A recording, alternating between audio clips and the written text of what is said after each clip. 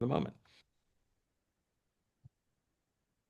Sounds good. Thanks, Chuck. Just give me a minute to get my slides up here and we'll get going.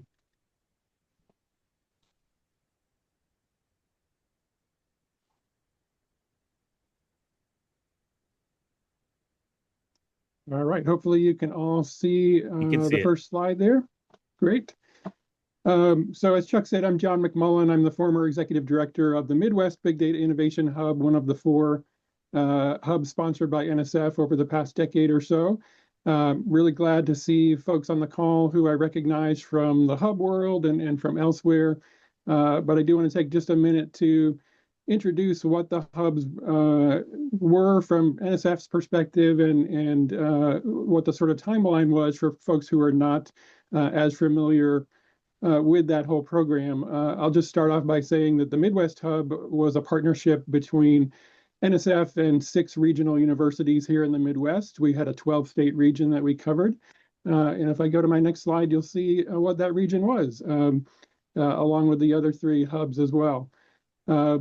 So just to get us off the ground here, NSF back in 2012 started a program called the Big Data program. They started looking for information from the research community, particularly the data and computing communities, putting out some RFIs and other workshops to get that conversation started across the country.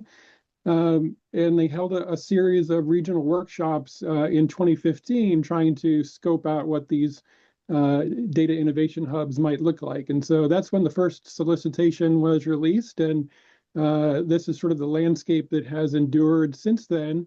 There was a renewal cycle in 2018, and that gave us another round of funding to take us into the 2020s. And so, as you'll hear from Florence, some of the hubs are still going strong, but others, like the West Hub, have wound down at this point. The funding for the Midwest Hub as well ended at the end of May, a couple of weeks ago, or a few weeks back. So we're on different timelines, but we all had the similar regional concept and national mission, and we all collaborated together. So it was a fantastic partnership amongst the different hubs and partners within that network.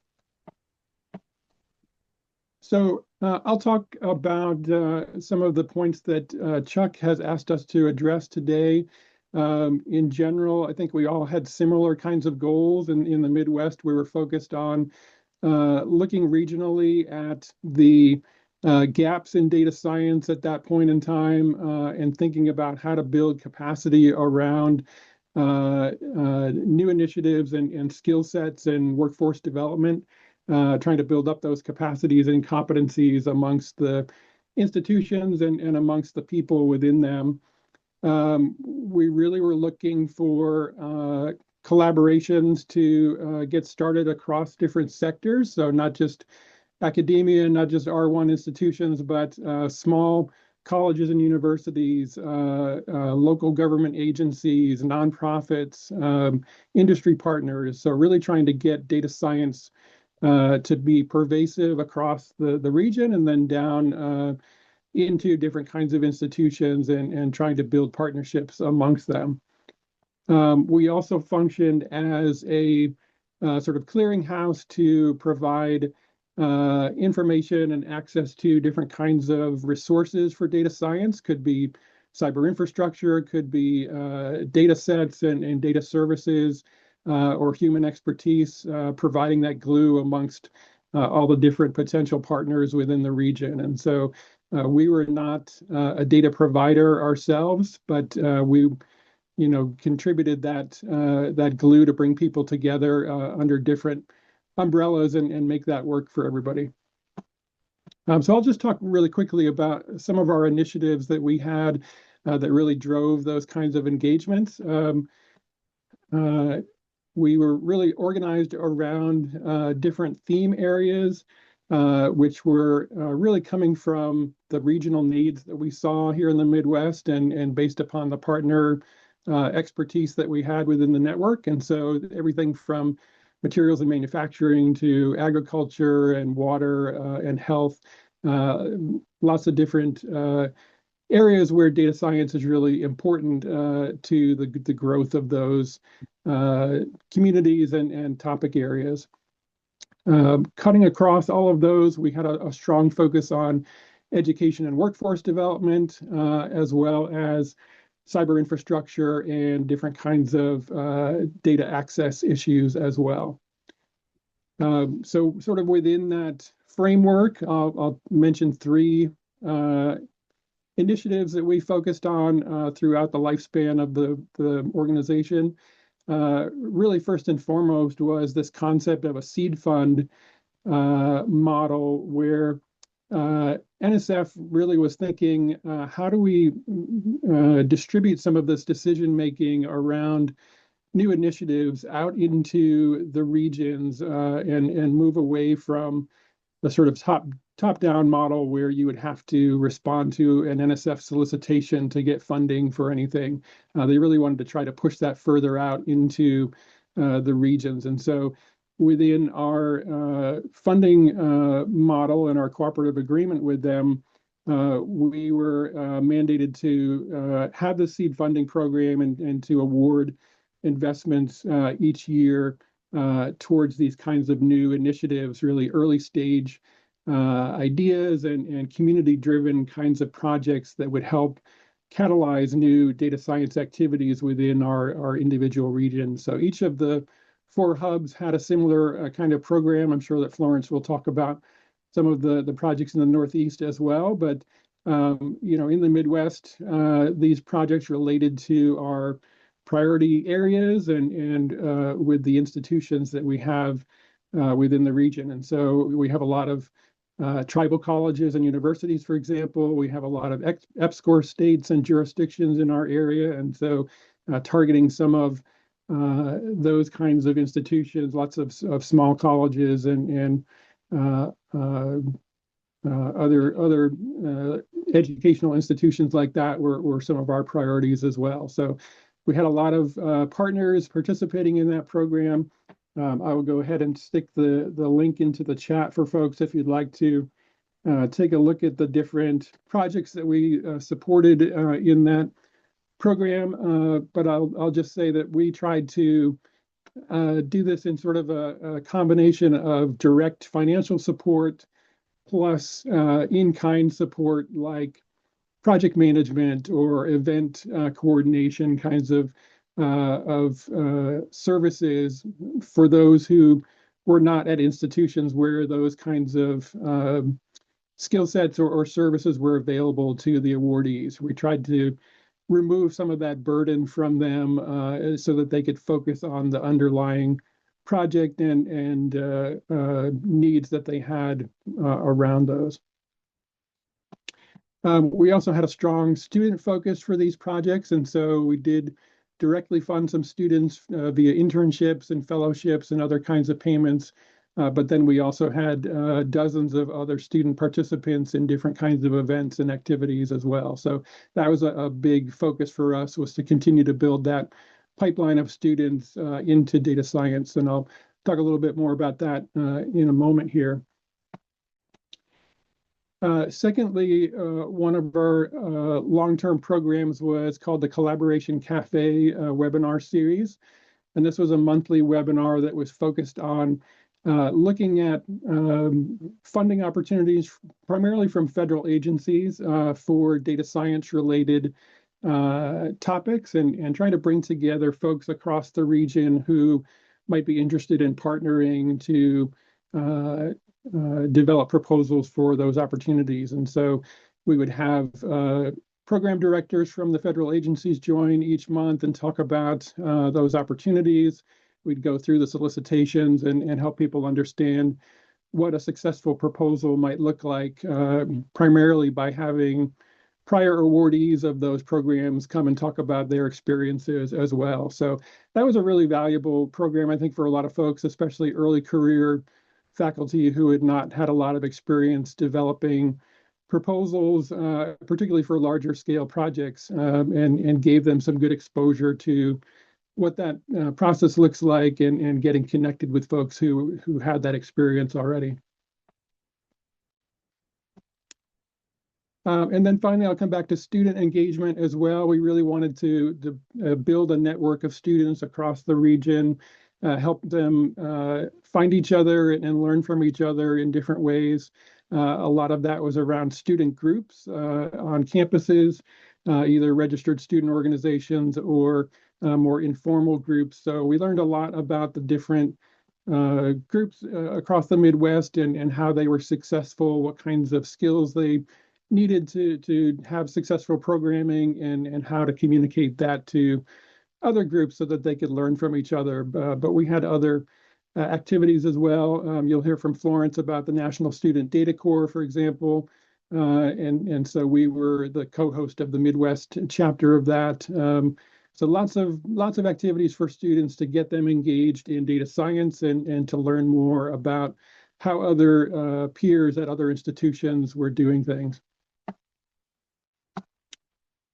Chuck, I think I will stop here. I'm going to come back to the success factors and the other questions that you had about next steps, but maybe I'll pause here and let Florence pick up where I've left off.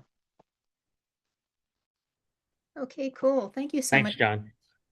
You're always so good at providing the context because I kind of came swooping in like 2020. So even though I was helping as an advisor with Renee Bestone, who was the original executive director. So thank you very much for having us. And so we, as the executive directors of the Big Data Innovation Hubs, work very collaboratively. We spoke every month whether we needed it or not, and every week if we needed it.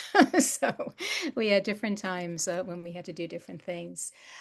So I'll go through a few slides to give you some context as to what the Northeast Big Data Innovation Hub is about. And with me today is Lauren Close, our Operations Communications Manager. And Emily Rothenberg couldn't make it today, but she's the program manager for the National Student Data Corps, which is one of our very popular programs. So the Northeast Big Data Innovation Hub, as you can see, can you see my slides? Yes, we can. Okay, great. So we consider ourselves to be a community convener, a collaboration hub, and a catalyst for data science awareness, education, and innovation, all those pieces. Our mission is to build a supportive community for data science learners, educators, researchers, and professionals with open, free online resources. Well, we're very grateful for the funding we've had to do this. The U.S. National Science Foundation awards, you can see starting in 2015, John talked about that being the first tranche. We had a cybersecurity award in 2017, another Hub Award in 2019. And then we created a COVID Information Commons you'll hear more about in collaboration with the other big data hubs.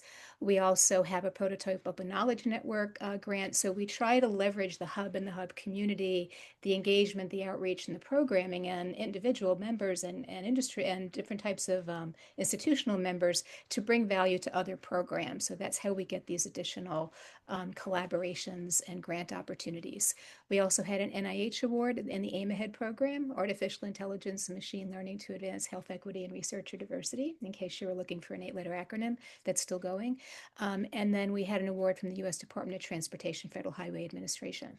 So through all this support and broad engagement with the community, the Hub community now includes over 20,000 individuals at almost 2,000 academic, industry, nonprofit, and government institutions.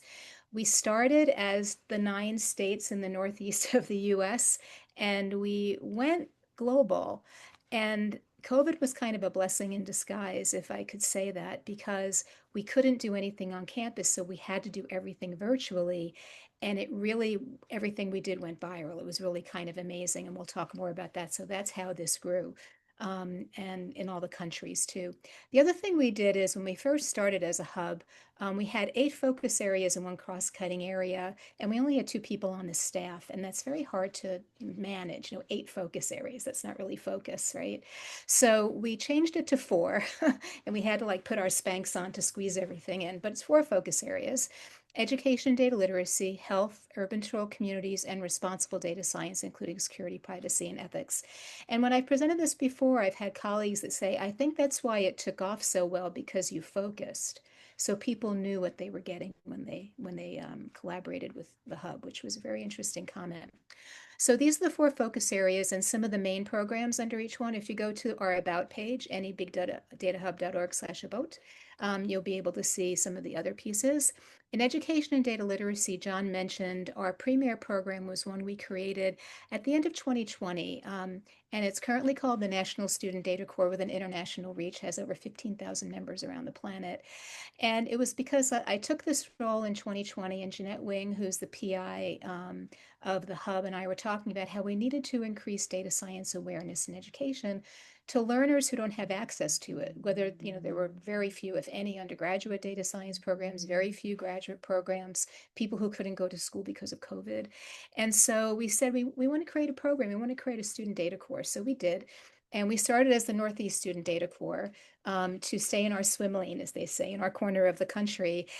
And it quickly went viral, as we said. So then we changed it to the National Student Data Corps with an international reach. And we provide free open online data science education materials. We have over 100 videos in a video library. We have flashcard videos that are 2 to 5 minutes long, like what's a data pipeline? What's geospatial analysis, things like that. And we have a lot of students, grad students, that actually record those videos. So it's professional development for them. And it's a great engagement mechanism. We also have data science projects that have had over 7,000 participants, which is amazing. They're asynchronous data science projects where the students or learners get a Google Colab notebook. They do their data visualizations. They get a little Python code. If they do well, they get a certificate at the end, and we've done a lot with that. And there's a data science resource repository with over 1,000 resources, including a few hundred in Spanish, because we have a large Spanish-speaking community also in the hub. In health, our premier program was created because of COVID, which is the COVID Information Commons. That was a collaboration, like John was saying, we collaborated on the National Student Data Corps, and we're grateful that the Midwest Hub co-leads the NSDC chapter in the Midwest. The COVID Information Commons, NSF contacted the hubs and said, can you create like an open portal for people to easily find the research we're funding to combat the coronavirus? We were like, sure, no problem. That day they called us. There were 32 awards in the NSF Simple Search facility related to COVID. The COVID Information Commons now has almost 14,000 NSF and NIH grants listed in it that touch COVID and societal impact and biology impact and public health in different ways. And the hubs work together on that too to get the word out. We had a student paper challenge that, students across the planet actually could participate in. And John and the other executive directors got the word out about that. And Armgard, who's here, who helped with that. And then we also had working groups. We have a student working group that we create more of these data science projects for, like, how to do research. Like we say, create a hypothesis, or like, what's that? Like, they don't know where to start. We're like, oh, we have to teach you this. And so we do things like that. And Lauren's done a lot of that work, who's on the phone today. In urban rural communities, we have a transportation data science project, like one of these data science projects. That's when the Department of Transportation came to us, and the West Hub did a project with them too, asking if we could help build a pipeline for data science education, teach people how to use data science techniques to solve transportation issues. So we did a transportation data science project. We had over 4,500 participants around the world. We had over 400 learners that participated, and not just students. There were a number of professionals that we think were doing it, because when they submitted their project, they said, don't tell DOT. So I think that, what I'm seeing is that while we were looking at a student data core to teach students about data science, now with AI and ML and data and analytics being everywhere, there are a lot of professionals that don't know it. And they can't just go to a class. They're not on campus and say, oh, there's a new ML class, let me go to that. And they're starting, well, they have been using our tools too, which is very interesting, and I think a growth opportunity for us. And then under responsible data science, including security, privacy, and ethics, we have a number of resources in that area. One of them was created by a professor on our advisory board for the hub, Julia Stojanovic at NYU, New York University, and she has a responsible data science comic book series. So it just shows you that we have a range of things. We go everywhere from, the risk cybersecurity, risk management framework to data science comic books. So meeting people where they are and allowing them to asynchronously learn so much. Another big effort we've had, and it kind of started with the Cybersecurity Risk Conference award that we had in 2017, is an effort that I was chair for a working group with IEEE and Underwriters Laboratories called Clinical IoT Data and Device Interoperability with TIPS, which stands for Trust, Identity, Privacy, Protection, Safety, and Security. It included over 300 members in the working group, and we actually were awarded the IEEE Standards Association Emerging Technology Award for the standard last year, which was really pretty incredible.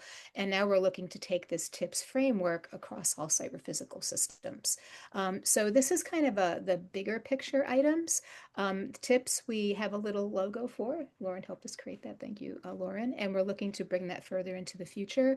And the National Student Data Corps, we really hope to be able to bring that into the future. You know, we emailed our PIs and co-PIs and said, you know, the hub funding expired at the end of May. We still have a couple of awards that'll bring us into 2026.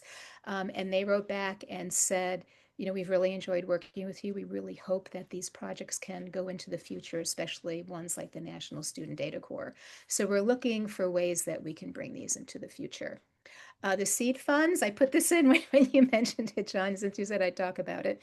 So as part of the cooperative agreement with NSF, we were all told that we were going to spend $1 million of the $4 million we got in 2019 on these seed awards. And as John said, it was to help institutions that don't tend to get the big awards, to get them started, learn the administrative process, learn how to get an award like this, how to show a success story. And so we had two tranches of this, and we gave out 25 seed from grants from a pool of 72 proposals. So it was over $600,000 plus the indirect cost, which brings it up to $1 million. And then we have a success stories booklet, which you could read. They were across all of our different focus areas, and it was very, very interesting. And it really, there were some institutions that never got an NSF award before, and so they really learned a lot. So this is, you know, we were asked what's success? Well, success is impact, success is numbers for us. And so we keep track of the number of individuals and institutions engaged with the hub. They could be on our mailing list, they could attend a workshop, they could attend a webinar, they could do one of the asynchronous data science projects, they can be in the new portfolio and network building group that I'll let Lauren talk a little bit about at the end. So if they engage with us, we count them and we welcome them into the family. So from 1,400 individuals when I first took this role at the beginning of 2020 to now, we've grown, you know, to 20,000 individuals and almost 2,000 institutions in 70 countries, including the US. And you can see how we span the planet, which is amazing. You know, when we announced our Northeast Student Data Corps at the end of in December of 2020, and everybody was stuck at home in COVID so that they could access something. So I guess they got excited. We had over 700 people registered for this event, and we had to get a Zoom webinar license right away because we weren't going to be able to go over 100 with our current Zoom license. So it was really incredible. The COVID Information Commons, which we mentioned, there was an award we got in 2020. There was an extension award we got in 2021, so it's still going at this point. That started from scratch, you know, at the beginning of COVID. And now we have almost 8,000 community members there. We do the Student Paper Challenge, and we actually just submitted a book to Springer Nature yesterday, 430 pages with 95 authors.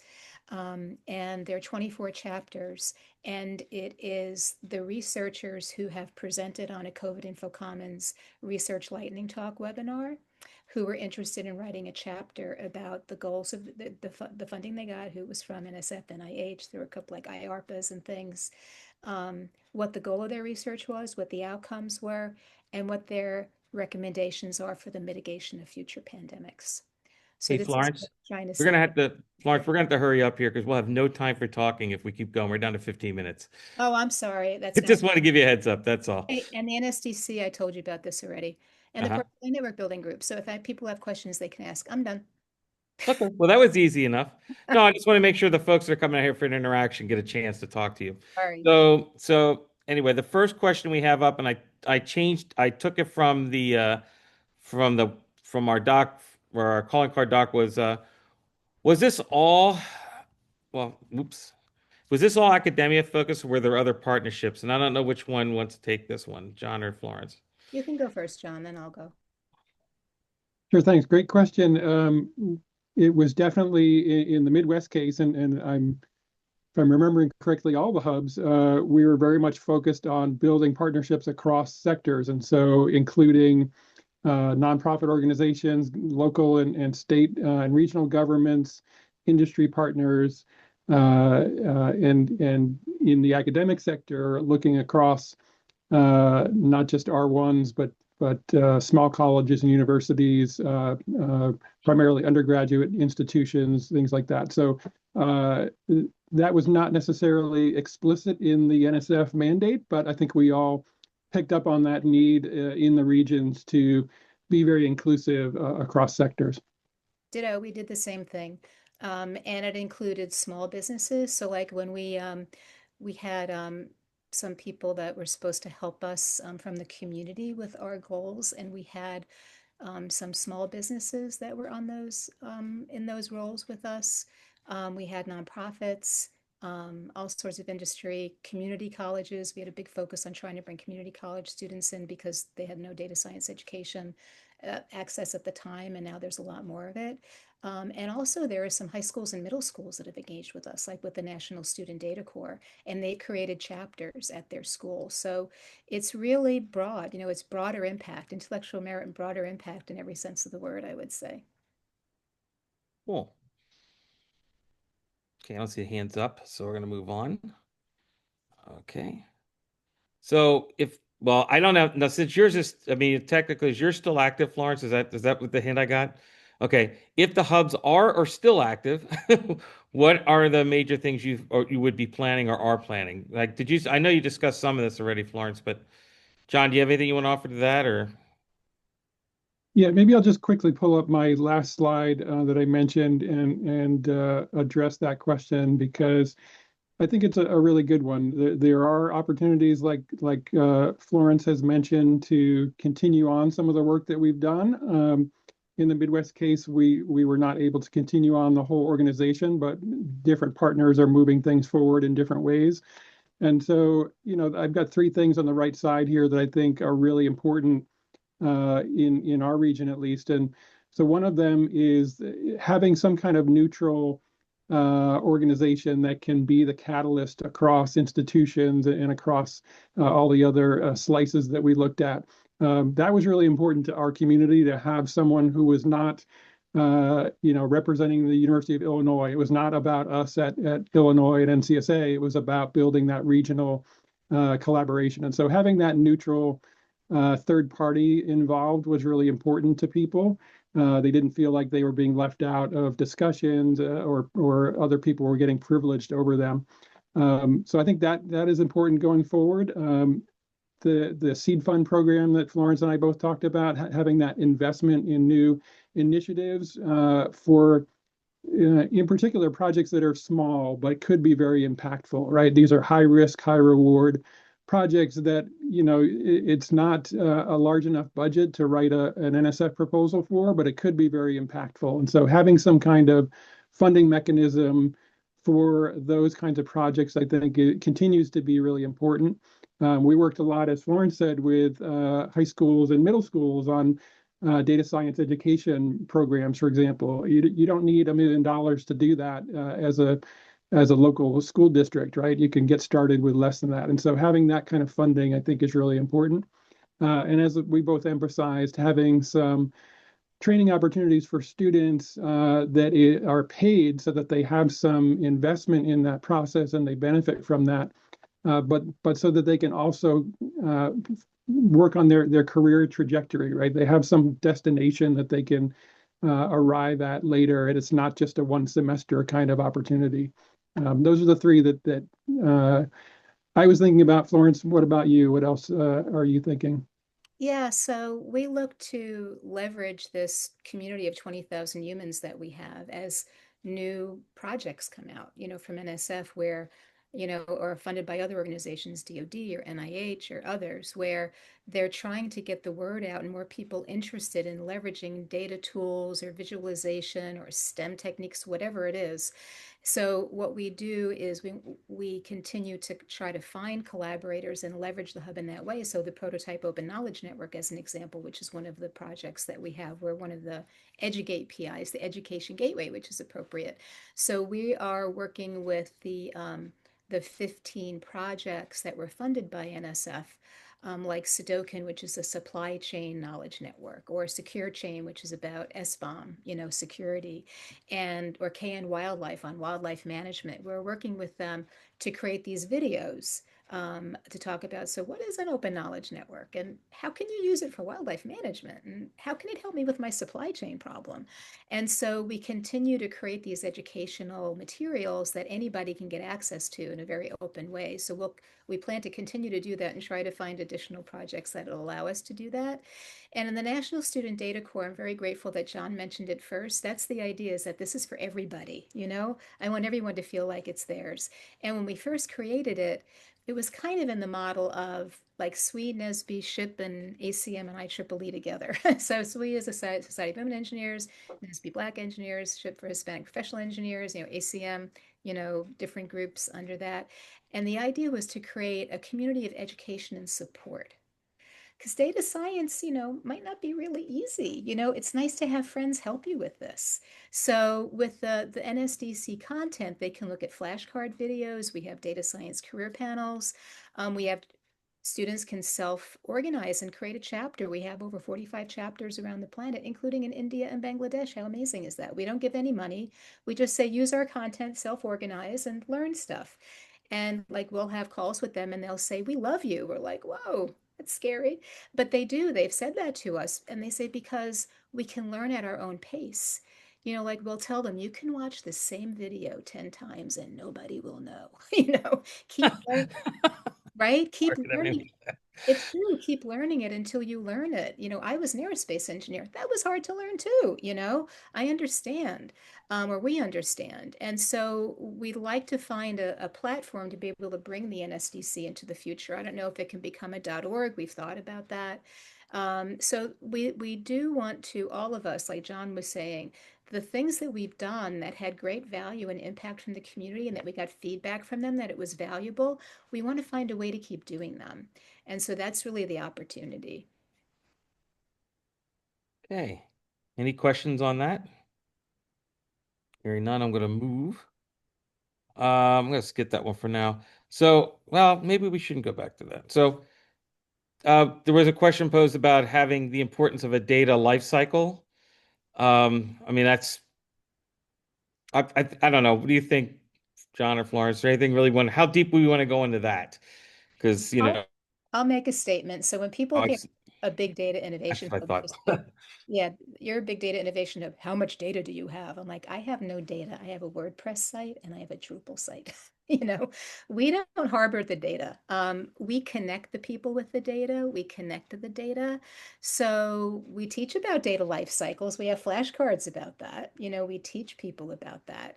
But the things that we do, as an example, is the COVID information commons. We want to make sure that that information is available in perpetuity, so we archive it to Dryad. And some of you may be familiar with Dryad, which is an archive facility. And if your institution is a member, you can archive your stuff there.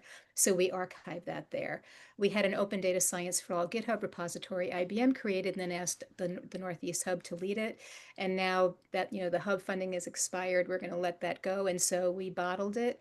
Then we downloaded the whole thing. Our IBM colleague did, Andre Duval, who created it, and he put it in Zenodo. So what we do is look for archive places we can archive the content so that it's still available. Cool. I was trying to make a quick slide with the question from the chat, but I'll just read it out. Is there a sustainability or maintenance plan for educational materials? Keeping up to date with rapid tech development seems challenging. So I don't know if that really falls into this or not, but I guess the educational materials might. John, Florence, who wants to take that one? I can go first since we have the NSDC stuff. So Okay. we keep it going all the time. We're under our projects. We always include some, part-time students in the budget so that we can have them create new content for us. And then between myself and Lauren and Emily Rothenberg, who is a math statistics data science person, too, she's our other team member on the leadership team here. We encourage the students that work for us to create new content. And so new data science projects, new flashcard videos, AI, ML, different things like that, new projects that the students can do. So we're constantly refreshing it. Cool. John? Yeah, that's where I was going to go with that kind of content. Is it does age over time, and you get new information that comes out as well. And so there is that need to refresh the content and keep it updated. I guess the other dimension I would add, though, is we were organizations that persisted for a decade, and so you have to have some kind of roadmap to do that secures the kind of funding that you need. And so Florence's team has been fantastic about writing new grants and getting those funded, and that's the way that you do it, at least historically.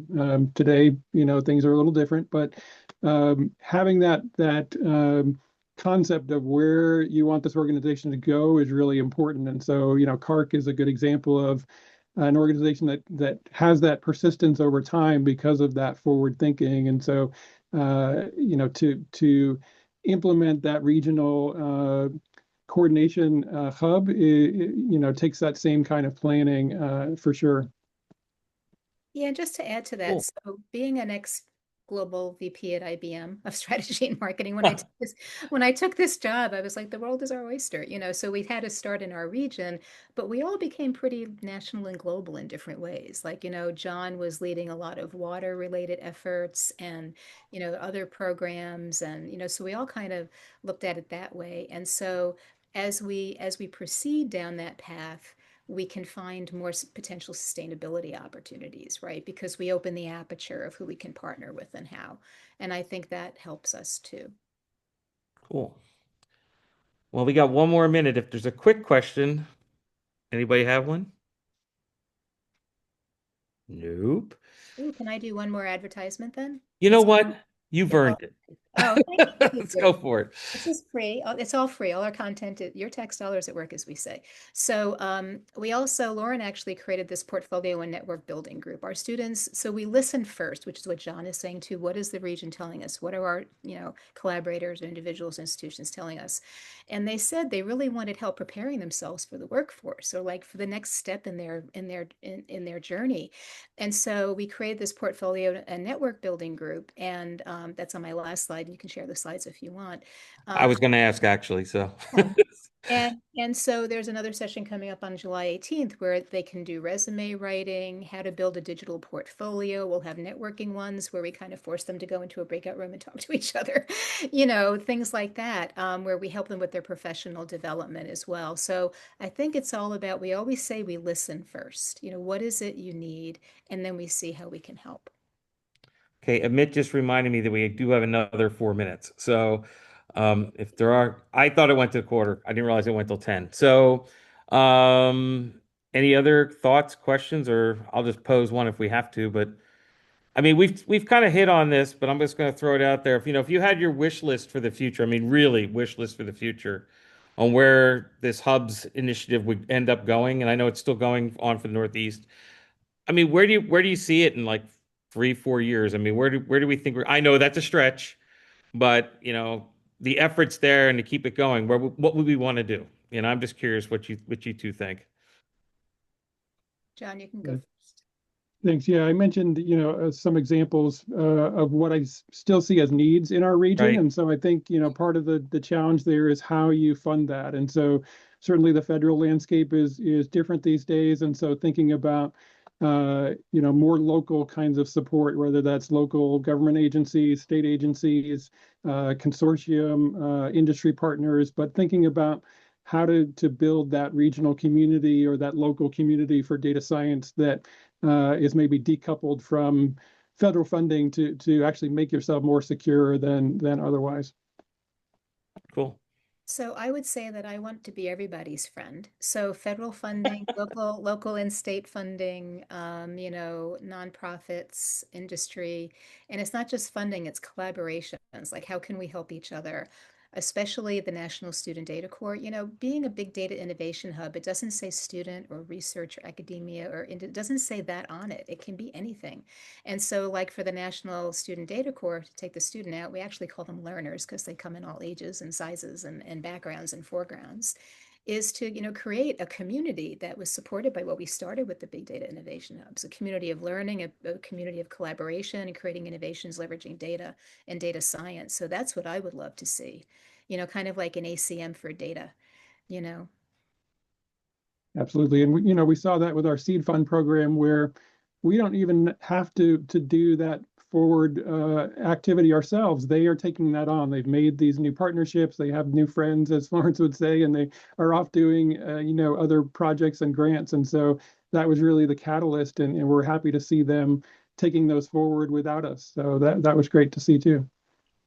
Yeah, and I do have one last quick question. Just out of curiosity, where are the Big Data Hub folks now participating, say, at conferences like PERC? I mean, are there still interactions and opportunities where folks that are interested in, I don't know, proliferating this can get together and chat rather than just in these one-off type meetings like this? Well, I would say they can reach out anytime. Go to our website, reach out to us. We do Okay. pretty much everything virtually now. We go to very honestly, we're trying not to spend any money on travel right now. We're trying to keep it for salary while we're getting through, what the research funding Enough change. said. So we're not traveling. If we have a team meeting, I make a banana bread and bring it in, and that's what we eat. So, we're very down to basics now. But we would go like, last year I presented at HIMSS, the Healthcare Information Management System Society, about this new cybersecurity and privacy standard for connected healthcare data and devices. So we go, to what's pertinent, and IEEE conferences where we talk about things like that. We're not too HPC. I mean, John, since he's an NCSA, he's an HPC dude. I'm not very HPC, even though I have been before in my life. So I don't go to those things, but things like the Ecosystem for Research Networking, I'm on the board of that too, the steering committee, they go. So I guess I go by proxy. I guess I would say that you will probably see BD Hubs people everywhere that you go. On the Midwest side, you'll see Melissa Cragen, our first executive director, at these kinds of events. You'll see Jim Wilgenbush from Minnesota, who is one of our co-PI partners, and so we're always out there. But you just have to make that connection and ask. Just because the hub stopped doesn't mean that we have stopped doing the things that we all do, right? So we're always willing to collaborate and look for new opportunities. Yeah, Yeah, and that was the point I was trying to make to folks here, that you folks are approachable, and if you have a question or a need, don't hesitate to ask. yeah, So and we're nothing's stopping so it. we're We're okay, still I'm a sorry. hub. Yeah, we're still a hub in the Northeast, so you Yeah, can come. I gotta keep. I know just because John's in it doesn't mean yours did. So, so we're at our time, and I want to thank everybody for coming out, especially our two panelists, John and Florence. And don't forget to come back to the one in August after we all that go to PERC get to discuss all the wonderful things we learned there.